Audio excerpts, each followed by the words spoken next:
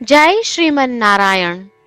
રામાનુજદાસ શ્રીમાન ગટ્ટુ વેણુગોપાલ સ્વામી દ્વારા વર્ણન કરેલ શ્રીમદ ભગવદ્ ગીતાનું ગુજરાતી ભાષાંતર હું આપને કહી રહી છું. અધ્યાય 14 ગુણત્રય વિભાગ યોગ.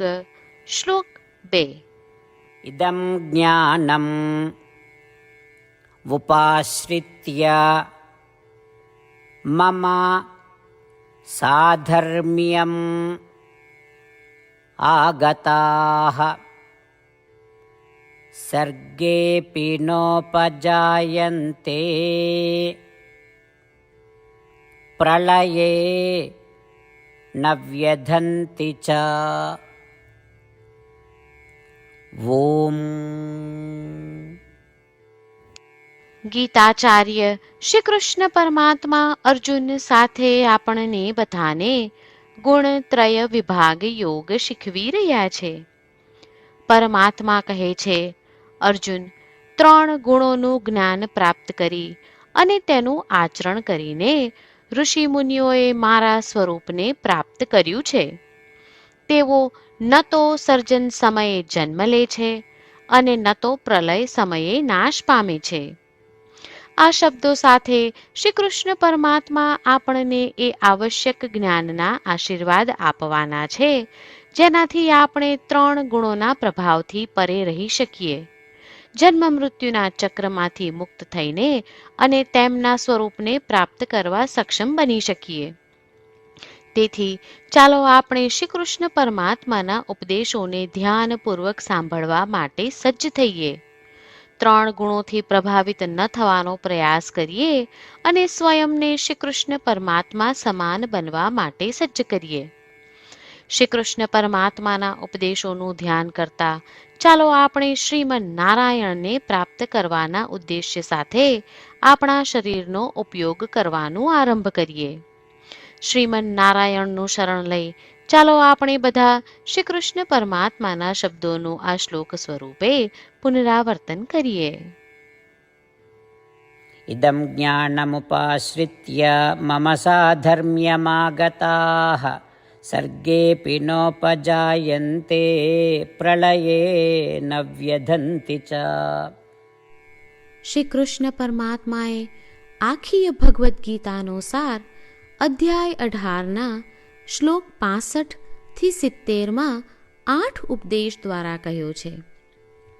શ્રી કૃષ્ણ કહે છે, જે મારા આ 8 ઉપદેશ અનુસરે છે તે મને પ્રિય છે. એ સર્વે ભક્તોનું હું બધી જ રીતે રક્ષણ કરીશ.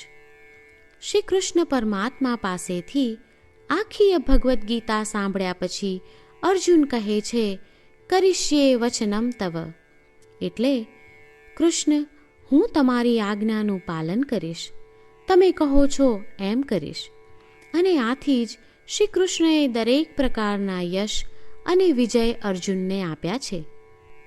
તો ચાલો આપણે પણ પરમાત્માને 8 વાતો પાળવાનું વચન આપીએ. પરમાત્માને આપેલા વચનથી મોટી કોઈ પૂજા, તપ કે યજ્ઞ નથી. 8 પ્રતિજ્ઞાઓ જે આપણે લેવી જોઈએ તે હું હવે કહું છું. આપ સૌ પણ એનો મન અને હૃદયથી વિચાર કરો. આ રીતે શ્રી કૃષ્ણને વચન આપતી વખતે આપણે સૌ શ્રી કૃષ્ણની હસતી મુખમુદ્રાનો મનમાં વિચાર કરીએ અને પરમ આનંદનો અનુભવ કરીએ. જય શ્રીમન નારાયણ. આપણા 8 વચનો આ પ્રમાણે છે. આપણું પહેલું વચન, હે શ્રીમન નારાયણ, તમારા ઉપદેશ પ્રમાણે હું હંમેશા તમારું ધ્યાન અને ચિંતન કરીશ.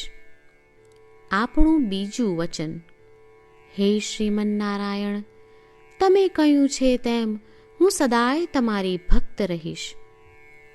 આપણું ત્રીજું વચન, હે શ્રીમન નારાયણ, હું મારા કર્મો તમને સંતોષ થાય તેમ અને તમારી સેવા માટે કરીશ. આપણું ચોથું વચન, હે શ્રીમન નારાયણ, તમે અનુસરવા કહ્યું છે તેમ મને પૂર્ણ શ્રદ્ધા છે કે હું તમારી છું. હું સદાય મારા હાથ જોડી તમને નમસ્કાર કરીશ, તમારી ભક્તિ કરીશ. આપણું 5મું વચન. હે શ્રીમન્નારાયણ, હું તમારા શબ્દો યાદ કરું છું. મામેકમ શરણમ વ્રજ. તમે તમારી શરણમાં આવવા કહ્યું છે. શ્રીમન્નારાયણ, હું માત્ર તમારા જ શરણમાં છું. આપણું 6થું વચન. હે શ્રીમન્નારાયણ, આપે કહ્યું છે મા શુચ. તમે અમને આશ્વાસન આપી શોક ન કરવા માટે કહ્યું છે, તો હું દુઃખી નહીં થાઉં, શોક નહીં કરું. આપણું 7મું વચન. હે શ્રીમન્નારાયણ, અમારા કલ્યાણ અર્થે આપે શ્રીમદ્ ભગવદ્ ગીતા રૂપી આશીર્વાદ આપી અમારા સૌ પર કૃપા કરી છે, તો હું દરરોજ ઓછામાં ઓછો 1 શ્લોક વાંચીશ અથવા સાંભળીશ એવો સંકલ્પ લઉં છું. આપણું 8મું વચન. હે શ્રીમન્નારાયણ, હું ગીતાના દૈવી શબ્દો એ ભક્તો સુધી પહોંચાડવાનો પ્રયત્ન કરીશ જેઓ ગીતાથી અજાણ છે.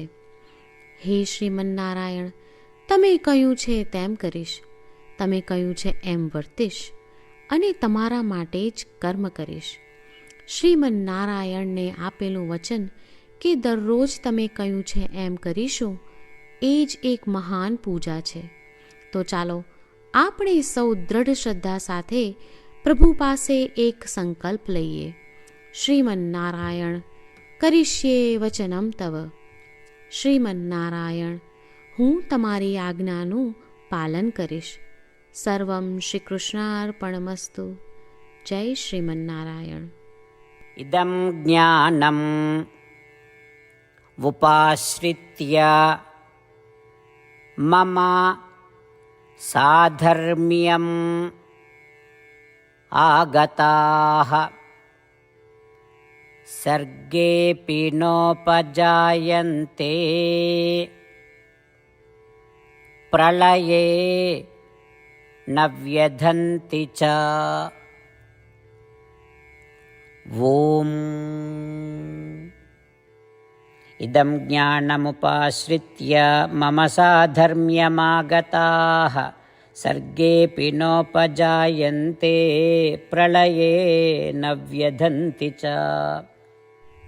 જય શ્રીમન્નારાયણ. તમામ ભક્તોને ખાસ વિનંતી. આપણા જીવનની દરેક બાબતોમાં આપણે તાત્કાલિક અને અસરકારક પરિણામો ઈચ્છીએ છીએ. આ પ્રાપ્ત કરવા માટે ચાલો દરરોજ 1 મિનિટ ફાળવીએ અને નારાયણાસ્ત્રમ વાંચીએ. નારાયણાસ્ત્રમ મેળવવા માટે તેની વેબસાઇટ જે www.narayanaastram.org છે તેના પર જાઓ અને રજિસ્ટ્રેશનમાં તમારું નામ અને ઈમેલ આપો. તમે આપેલા ઈમેલ પર તમને નારાયણાસ્ત્રમ PDF પ્રાપ્ત થશે. PDFમાં રામાયણનો 1 શ્લોક, ગીતાનો 1 શ્લોક અને 1 વિષ્ણુ નામ છે. આ 3ને નારાયણાસ્ત્રમ કહેવામાં આવે છે. દરેક વ્યક્તિને આ શ્લોકોનું અલગ અલગ સંયોજન પ્રાપ્ત થાય છે.